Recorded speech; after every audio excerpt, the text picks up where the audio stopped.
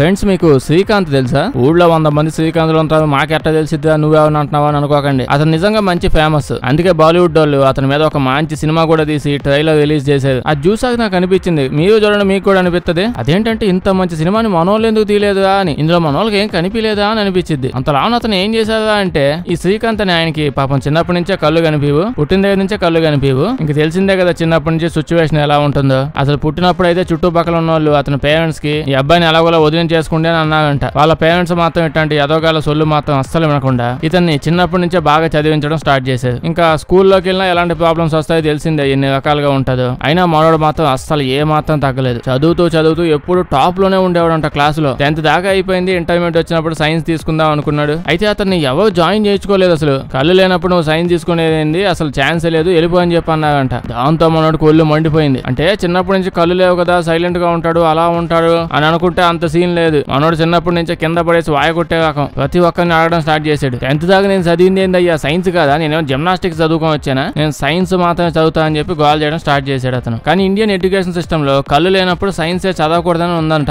దాంతో అతనికి ఇంకా ఒళ్ళు మండిపోయింది. డైరెక్ట్ గా వెళ్ళిపోయి ఇండియన్ ఎడ్యుకేషన్ సిస్టమ్ మీద కేసు వేసేసాడు. 10th దాకా చదువుకొని ఇచ్చినప్పుడు ఇప్పుడే నొప్పి వచ్చిందయ్యా, నేను చదువుకోవాల్సిందే, ఎలాగైనా చదువుతా అని చెప్పి కేసు వేసాడు. కేసు వేసిన తర్వాత కొన్ని రోజులకి అతనే గెలిచాడు. ఇంకొన్ని రోజులకి వచ్చి కోపడమాకన ఆయన, నువ్వు ఎందుకంత కోపం, సైన్స్ ఏంది, నీకు ఇష్టం వచ్చింది ఏదైనా చదువుకో అని చెప్తే దానికి మనోడు వెరీ గుడ్, ఎవరైనా ఇలా వస్తే అందరి చేత ఎగ్జామ్స్ ఇలాగే ఇచ్చి చదవనివ్వండి, అయితే నేనైతే ఇప్పుడు ఏం చదవట్లేదులేండి, ఇప్పుడు నాకు ఇంట్రెస్ట్ లేదు, ఓకే కేసు వేసానులే అని అన్నాడు. అదేంటో అంటే అప్పటికే మన శ్రీకాంత్ కి MITలో ఆఫర్ వచ్చేసింది. అతను MITలో చదువు కంప్లీట్ చేసేసి మళ్ళీ ఇండియాకి వెనక్కి వచ్చేసాడు. ఆ తర్వాత అంత పెద్ద చదివి వచ్చాక ఎక్కడైనా ఉద్యోగం హ్యాపీగా చేసుకోవచ్చు, ఈజీగా దొరుకుతుంది మంచి ఉద్యోగం. కానీ మనోడు అలా చేయలేదు, బాగా గట్టిగా ఆలోచించాడు. అంటే తెలిసిందే మన శ్రీకాంత్ అంటే తోపు. అతను ఎవరైనా ఇందులో అడ్డం వస్తే కాళ్ళు లేవగొట్టి పంపిస్తాడు. కానీ ఇలా విజువల్లీ ఛాలెంజ్ పర్సన్స్ చాలా మంది ఉంటారు, వాళ్ళంత ఈజీగా అన్నిట్లో సక్సెస్ అవ్వలేకపోతున్నారు. అందుకనే మనోడు విజువల్లీ ఛాలెంజ్డ్ పీపుల్ కోసం బోలాండ్ ఇండస్ట్రీస్ అనే ఒక కంపెనీని స్టార్ట్ చేశారు. అక్కడ విజువల్లీ ఛాలెంజ్డ్ పీపుల్ పని చేసుకోవచ్చు. ఇతను లైఫ్ లో జరిగినవన్నీ ఒక్కొక్కటి ఒక అద్భుతంలా ఉంటాను అనుకోండి, ఇన్సిడెంట్స్ అన్ని. సో వీటన్నిటిని కలిపి అద్భుతంగా సినిమా తీశారు. మీకు అనిపించవచ్చు నీకేం నొప్పి వచ్చిందా, బాలీవుడ్ వాళ్ళు సినిమా తీశారు, మనోళ్ళే తీయాలైంది, అంత స్పెషల్ గా ఎందుకు చెప్పావంటే,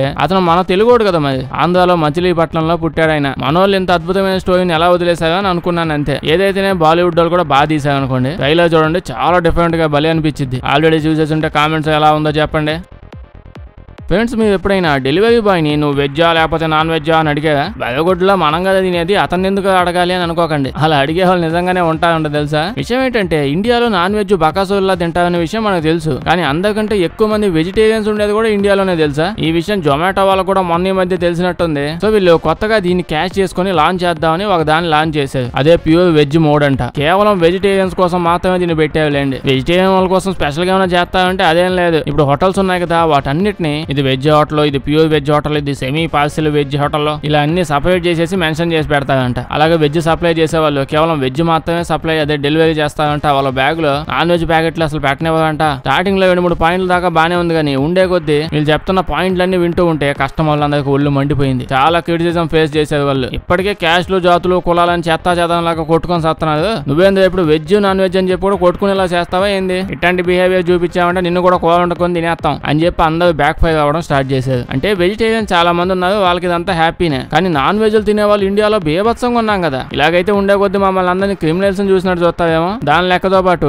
ఈ వెజ్ సప్లై చేసే వాళ్ళు ఓన్లీ వెజిటేరియన్స్ అయి ఉండాలని ఇలా కొత్త కండిషన్ కూడా తెస్తావేమో అని గోల మొదలు పెట్టారు. అయితే ఒకటే అయ్యండి, జొమాటోలో ఇప్పటికే చూస్తే ఇండియాలో 700 పైగా సిటీస్ లో సర్వీస్ ని అవైలబుల్ లో పెట్టింది. ఇంకా ఇంత గోల తగ్గడం వల్ల అతను మాత్రం ఏం చేస్తాడు జొమాటో వాళ్ళు, అసలు ఇదంతా చేస్తుందే మాకు డబ్బులు బాగా వస్తాయని. కానీ కొత్త ఫీచర్లలో డబ్బులు పడిపోతాయి, పాపులారిటీ పడిపోయింది అంటే ఇంకెందుకు చేస్తారు. సో వెంటనే డెసిషన్ వెనక్కి తీసేసుకున్నది. ఇంకా ఏం తింటావో ఎలా తింటావో తినిసా ఉండదు బాబు, నాకెందుకు వచ్చిన వాళ్ళ అని చెప్పి ట్వీట్ వేసి వదిలేసాడు. దీని గురించి మీరేమంటారు? సపరేట్ గిట్ట నిజంగానే పెట్టాలంటారా? కామెంట్ చెప్పండి. అయితే మనం ఇప్పుడు ఇలా వెజ్ నాన్ వెజ్ అనే విషయం వదిలేసిన ఫుడ్ తినడం అనేది చాలా ఇంపార్టెంట్ కదా. అంతా హెల్దీగా తినండి, కరెక్ట్ టైంలో తినండి, మంచి ఫుడ్ తినండి చెప్తూ ఉంటారు. కానీ ఏంటది పర్ఫెక్ట్ అంటే ఏంటి, ఏం తినాలి, ఎప్పుడు తినాలి ఎవరు సరిగ్గా చెప్పరు. అయితే ఈ విషయం మీద కుక్కు FM వాళ్ళు how to follow food cycle అని చెప్పి ఒక మంచి ఆడియో బుక్ ని మన తెలుగు లాంగ్వేజ్ లో రిలీజ్ చేశారు. ఏ ఫుడ్ ఫుడ్ తినాలి, ఎప్పుడు తినాలి, ఎలా తినాలి అనే విషయాన్ని అద్భుతంగా క్లియర్ గా ఎక్స్ప్లెయిన్ చేశారు. చాలా కొత్తగా అనిపిస్తుంది, ఖచ్చితంగా వినండి. ఇలాగే ఇండియన్ సూపర్ ఫుడ్స్ అని ఫుడ్ మీద చాలా ఆడియో బుక్స్ మంచి ఉన్నాయి. ఏంటి ఫుడ్ ఒకటేనా అంటే మీకు ఎంటర్టైన్మెంట్ కావాలన్నా, హిస్టరీ అన్నా, బయోగ్రఫీ అయినా, సెల్ఫ్ హెల్ప్ అయినా, మీరు ఏ టాపిక్ అయినా అనుకోండి వందల కొద్ది ఆడియో బుక్స్ కనిపిస్తాయి. ఇవి కాకుండా ఎవ్రీ మంత్ 20కి పైగా ఆడియో బుక్స్ కొత్త రిలీజ్ చేస్తూనే ఉంటారు. ఏంటో మళ్ళీ ఏమన్నా మేము కొనాలని భయపడకండి. కుక్కు ఎఫ్ఎం మనకి ఇప్పుడు ఇవన్నీ ఫ్రీగా ఇస్తుంది. నిజంగానే 7 days పాటు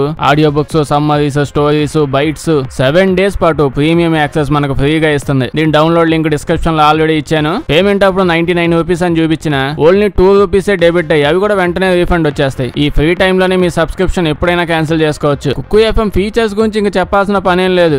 పెద్ద ఆడియో బుక్స్ వినే టైం లేదు అంటే హ్యాపీగా కుక్కు ఎఫ్ఎం బైట్స్ విని నాలెడ్జ్ పెంచుకోండి. యాడ్ ఫ్రీ లిజనింగ్ గానీ, ఆడియో స్పీడ్ అడ్జస్ట్మెంట్లు గానీ, మీ ఇంట్రెస్ట్ ని బేస్ చేసుకుని పర్సనలైజ్డ్ బుక్ రికమెండేషన్లు గానీ, ప్రీమియం ఆడియో క్వాలిటీలో దీని ఫీచర్స్ అసలు అద్భుతంగా ఉంటాయి. లేటెస్ట్ న్యూస్లు, ట్రెండ్స్, స్టోరీస్, సెల్ఫ్ ఇంప్రూవ్మెంట్ నుంచి కరెంట్ ఈవెంట్ల దాకా అన్నిట్లో అప్డేటెడ్ గా ఉండొచ్చు. మీకు నచ్చిన ప్లేస్ లో నచ్చినట్టు కూర్చొని హ్యాపీగా ఎక్కడైనా వినొచ్చు. ఇందులో ఏ ఏజ్ గ్రూప్ కైనా, ఏ టైమింగ్ కైనా ఫ్యామిలీ అంతా కలిసి కూర్చొని వినే ఆడియో బుక్స్ తో ఇది మనకి ఒక పర్ఫెక్ట్ కంపానియన్ లా ఉంటుంది. దీని డౌన్లోడ్ లింక్ కామెంట్స్ లో ఇంకా డిస్క్రిప్షన్ లో పెట్టాను. ముందు మీ 7 days ట్రయల్ ని ట్రై చేసి చూడండి, తర్వాత మీ మనసుకు నచ్చింది వినండి. ఫ్రెండ్స్ మీకు ఇక్కడ ఇది కనిపిస్తుంది కదా, ఇది ఏంటో తెలుసా? ఇది క్లారిటీగా నాకు కూడా పెద్దగా ఐడియా లేదనుకోండి. కాకపోతే ఇది మాత్రం అడవిలో గంధం ఎంత ఫేమస్, సముద్రంలో ఇది కూడా అంతే ఫేమస్ అంట. ఏమైందో ఏంటది, ఇది ఎందుకు ఫేమస్ అంటే ఇప్పుడు మనం బిర్యానీలో సాస్ వేసుకొని తిన్నాం అనుకోండి, అప్పుడు ఏమవుతుంది? నాకైతే వాంతి వచ్చేస్తుంది, మిగతా వాళ్ళ గురించి నాకు తెలియదు. అయితే ఇలాంటి ఫుడ్ స్పర్మ్ వేలికి సముద్రంలో ఉంటది, దానికి తినిపించామనుకోండి ఇది కూడా ఇలాగే వాంతి చేసుకొని కక్కుంటది. ఇది అదే మరి అలా కక్కుంటే బయటకు వచ్చింది. ఈ స్పర్మ్ వేలికి ఎక్కువగా తినేసి కడుపులో తిప్పేస్తే ముందు నుంచి వెనక నుంచి యాడ్ నుంచి బయటకు వచ్చినా తెలియదు, అప్పుడు ఇది ఫామ్ అయితే దీన్నే అంబర్గీస్ అని అంటారంట. ఏది ఏమైనా ఇది చాలా రేర్ గా, అసలు ఆల్మోస్ట్ దొరకదంట అంత ఈజీగా. ఎంతో అదృష్టం ఉన్నోడికి లపక్కం దొరికితే వాడు వెంటనే పట్టుకుని అమ్మేసుకోవాలి. దాంతో ఇది ఫేమస్ అయిపోయింది. అరుదుగా దొరుకుతుంది కదా అని చెప్పి అన్ని ఫేమస్ చేసేస్తారంట.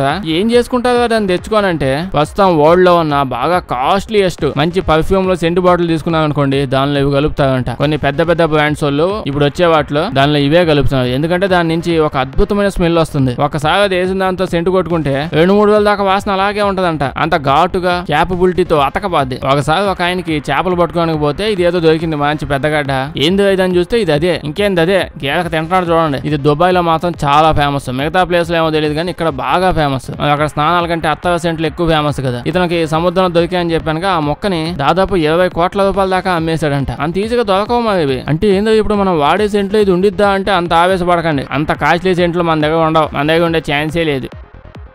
ఫ్రెండ్స్ ఇక్కడ మీకు ఇది కనిపిస్తున్నారు కదా, ఇది నేము డేవిడ్. చిన్నప్పుడు పిల్లలకి నార్మల్ గా ఆత్తం అనేది ఉంటుంది. అది చాలా సహజమైన ఆత్తం. ఆ ఆత్తం అనేది లేకపోతే పిల్ల బచ్చాగడికి నార్మల్ బచ్చాగడికి తేడా ఉండదు. ఏది కనిపించినా కట్టేద్దాం, ఆల్రెడీ కట్టుంటే పగలగొట్టేద్దాం, కుదిరితే పేల్చి లేపేద్దాం, ఇదే మూడ్ లో ఉంటది ఎక్కువగా. అయితే అందరి పిల్లల్లో కంటే కొందరు పిల్లల్లో ఉండాల్సింది కంటే ఒక చెంచా ఎక్కువ ఉంటది. అయితే మన డేవిడ్ గాడికి మాత్రం ఈ ఆత్తం ఒక రమ్మే ఎక్స్ట్రా ఉంది. వీడు చిన్నప్పుడు వీళ్ళ అమ్మమ్మ వీడికి కెమిస్ట్రీ ఎక్స్పెరిమెంట్స్ అని చెప్పి ఒక పుస్తకాన్ని గిఫ్ట్ గా ఇచ్చింది. ఇందులో ఏముంటాయంటే కొన్ని ఎక్స్పెరిమెంట్స్ చిన్న పిల్లలు చేసుకునే విధంగా, కొన్ని రకాల చిన్న ఎక్స్పెరిమెంట్లు అలా చాలా ఉంటాయి. ఇండియాలో కూడా ఇప్పుడు దొరికే ఛాన్స్ బానే ఉంది, అంటే ఈ టైప్ లో దొరికే విధంగా. డేవిడ్ గారికి ఆ పుస్తకం ఇచ్చినప్పుడు వాడికి 10 ఏళ్ళు ఉంటది. ఇంకా అప్పుడు తెలిసిందే కదా, కరెంట్ షాక్ కొట్టిన ఆగే రకంగా ఉండదు, ఆకలి మీద ఉంటుంది ఏదో ఒకటి చేసేస్తానని. సో వీళ్ళ అమ్మమ్మ తీసుకొచ్చి అదే పుస్తకాన్ని వీడి చేతిలో పెట్టింది. అయితే ఆల్రెడీ మనోడు గోలానందం పీక్స్ లో ఉండి చెప్పాను కదా, ఇది సరిపోక ఇందులో ఉన్న ఇంకో దరిద్రం ఏంటంటే వీళ్ళ అమ్మమ్మ ఇచ్చింది కదా పుస్తకం, ఆ పుస్తకం 1960s అప్పుడు తయారు చేసేది. అప్పటి నుంచి ఆ పుస్తకానికి చాలా నెగిటివ్ రివ్యూస్ ఉండేవి. అంటే చాలా మంది నెగిటివ్ గా చెప్పేవాళ్ళు. అందులో కొన్ని ఎక్స్పెరిమెంట్లు చాలా భయంకరంగా ఉంటాయంట. చిన్నపిల్లలు కాదు పెద్ద పిల్లలు చేసినా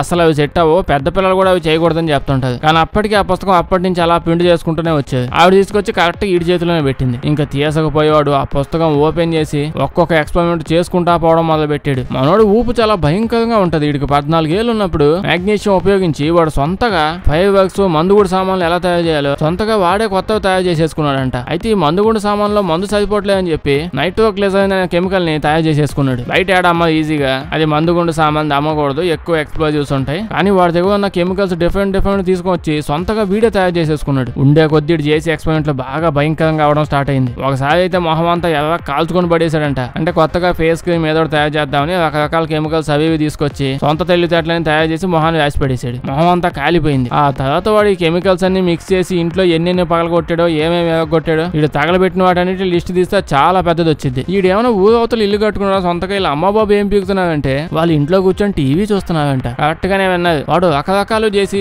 ఇల్లంతా తగలబెడుతూ ఉన్నాడు, వీళ్ళు మాత్రం సైలెంట్ గా టీవీ చూస్తున్నారు. వీడు ఒకసారి అయితే పాస్ పదస్తున్న గ్లాసులు వేసి అవి ఇవి కలిపి దాన్ని బ్లాస్ట్ చేసేసి పక్కన టీవీ కూడా పగల కొట్టేసాడు. దాంతో అప్పుడు లేసారు వీళ్ళ అమ్మ నాన్న కోపం వచ్చేసి. ఇంకోపం వచ్చేసి వీడి చేత పనులన్నీ చేయించడం ఆపేయించేసారు అనుకున్నారా? అంత సీన్ లేదు. ఆ ఇంటి వెనకాలే వీడి కోసం ఒక షెడ్ కట్టించేసి ఈ ఎక్స్పెరిమెంట్లన్నీ ఏడే చేసుకోవాలని చెప్పి వదిలేసారు వాళ్ళు. అదే వీడు ఇండియాలో ఉండుంటే ఈ పాటికి ఇటు చెడ్డి చినిగిపోయి ఉండేది. ఇక్కడ చూస్తుంటే మరీ డిఫరెంట్ గా ఉన్నది. వీళ్ళ అమ్మ బాబులు ఏదో గ్రాంతవాసులు అనుకుంటా, అసలు ఏం పట్టించుకోవట్లేదు ఏంది. అయితే మా ఓడి క్రియేటివిటీ తగ్గకూడదని తీసుకుందో ఎందుకు తీసుకుందో వాళ్ళ మదర్ ఈ డెసిషన్. ఈవిడ ఎంత పెద్ద రిస్క్ చేసిందన్న విషయం అప్పుడైతే ఆవిడకి అర్థం కాలేదు. ఎందుకంటే ఇంట్లోనే వీడు ఏది వదలకుండా కాల్చి పడేసారు రకం. ఇంకా వీడిని షెడ్ లో పడేసి వదిలేసి కెమికల్స్ అన్ని ఇచ్చి వదిలేసారు. వీడు ఇంకా మొదలెట్టాడు మామూలు ఎక్స్పెరిమెంట్లు కాదు, ఇంకా స్టార్టింగ్ లో చిన్న పెద్ద ఎక్స్పెరిమెంట్లే చేసుకుంటూ పగల కొట్టుకుంటూ ఎగొట్టుకుంటూ ఉన్నాడు. కానీ నెమ్మదిగా అబ్బే నేను ఇంత పెద్దోడిని అయిపోయాను, ఇన్ని తెలివితేటలు ఉన్నాయి నాకు, ఇంకా ఈ పెళ్లి పిత్త ఎక్స్పెరిమెంట్లు ఏంది, ఈ పాస్పరస్ లో కెమికల్ కాకుండా డైరెక్ట్ గా న్యూక్లియర్ రియాక్టర్ ని ప్లాంట్ చేసేద్దాం, అదే తయారు చేసేద్దాం అని డిసైడ్ అయిపోయాడు. ఎక్కగాని పట్టింది ఆ న్యూక్లియర్ రియాక్టర్ ఏంటో అంటే పెద్దది కాదు,